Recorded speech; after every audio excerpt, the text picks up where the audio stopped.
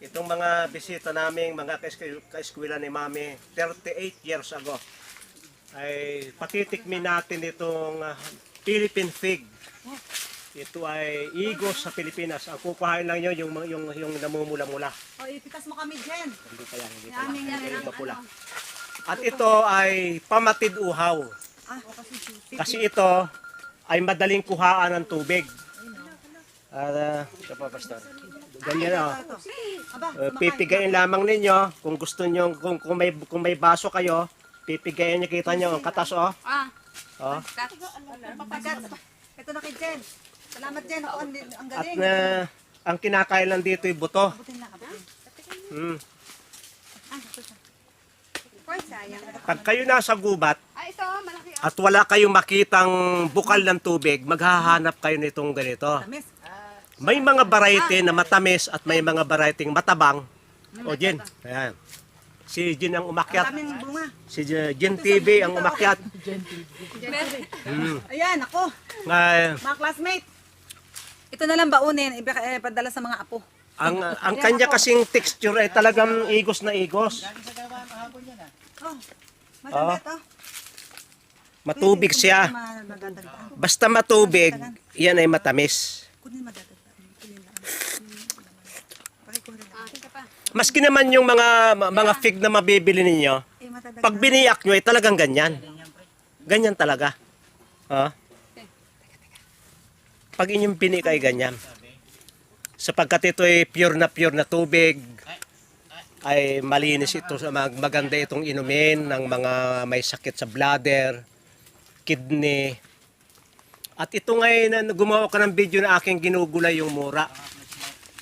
Parang talong, lalagay mo parang talong, isasawsaw sa sasawsaw sa tuyo o bagoong, ay masarap. Sapa. Kasing kukukuha ang dumi. At ito'y iba-ibang, may mga malalaki, may maliliit. Basta matamis, yung green, ang kanyang, yung green na matamis ay green na nangingintab pag hilaw pa. Tapos ay dumidilaw-dilaw pag hinog, mas matamis yung kaysa dito.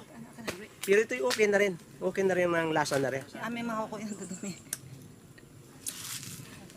Ben. Pwedeng gawing candy ito.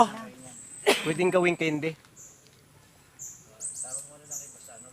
At kung sakaling masasakit ang mga bahagi ng inyong katawan, may mga masasakit na kalamnan, kukuha lang kayo ng medyo talbos. Walang ganong talbos eh. Medyo mura. Yan yung talbos oh. Medyo mura. At yan ay dinadarang sa apoy. Ayan, dinadarang. Pagkadarang sa apoy, itatapal sa lugar na masakit na nakatayo. Hindi nakagayo, nakatayo. Natutuhan ko doon sa sumama sa magaling manggamot. Ay, ang maganda raw igamot sa mga masasakit na katawan ay yung tibig na pula. Ito nga, kasi mayroong green, mayroong brown, ay ito yung pula. Yan daw pula ang napakahusay sa mga masasakit na kalamnan. Hindi ko alam kung bakit na patayo, hindi patagilid, sila yung mga may karanasan sa panggagamot kasi may iba-ibang style ang mga halaman, may kanya-kanyang power yan kung paano i-apply. Pero kung yung inyong lugar ay gusto nyong hindi mawala ng tubig na mababaw, magtatanim kayo ng maraming tubig. Sapagkat ito, ang tawag dito ay water tree. Ito yung pumipigil ng maraming tubig para huwag maubos agad. Kaya swerte kayo kung may mga lugar kayo na mayroong ganitong tibig. Ito'y inyong itatanim doon sa hindi ganong nakukuha ng halaman o di kaya sa mga lilim nito magtatayo kayo ng mga dampa para hindi sayang. At ito'y napakarami ditong mga insektong nanginginain. Pag ito'y lumaglag na, maraming manginginain ng mga insekto. At pag yan ay andyan pa, nandiyan naman yung mga insekto, yung iba yung mga langgam o iba't iba, sila ay nanginginain dyan.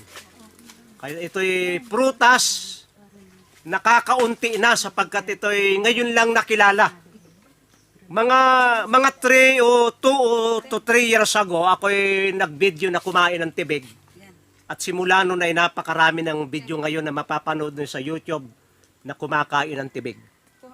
Kaya't na ito. Itong aking mga classmate ay Ah, dumalaw upang makatikim din ng tibig. oo. Ayan, nakita nyo na ang tibig ni Pastor ng Natural Wellness.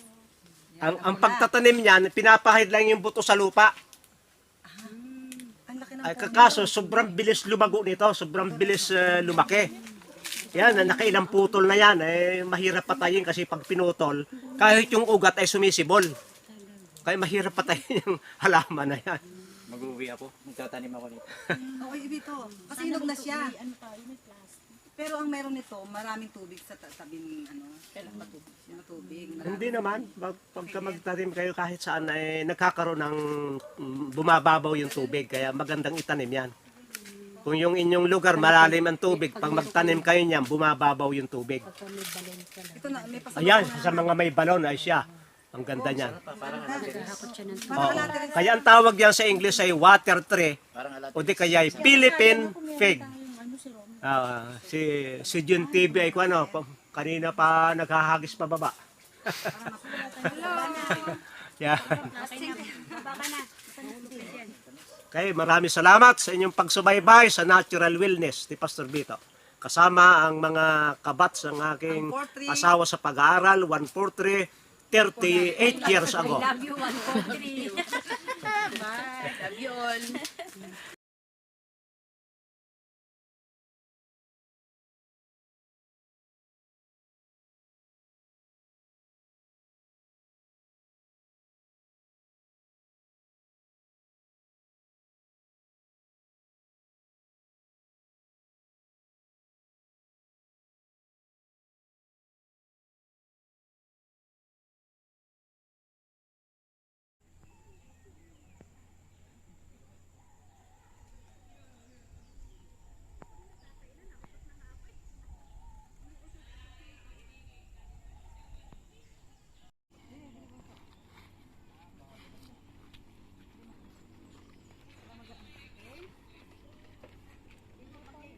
Eh.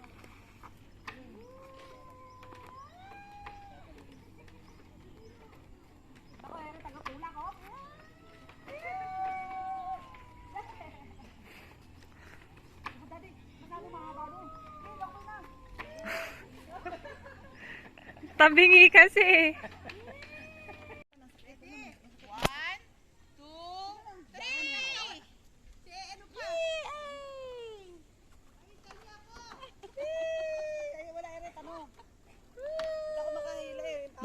Nakatimbuhan kami dito sa papag na dito, sa net. Ito yung Steris Farm. Maganda dito pag sunset. Ay, masarap na dito. Makita mo yung Saka mga yung tilapay. umaga. Bawing-bawi. Sa daan pa lamang ang ganda na papunta dito. O mga classmate, dito tayo.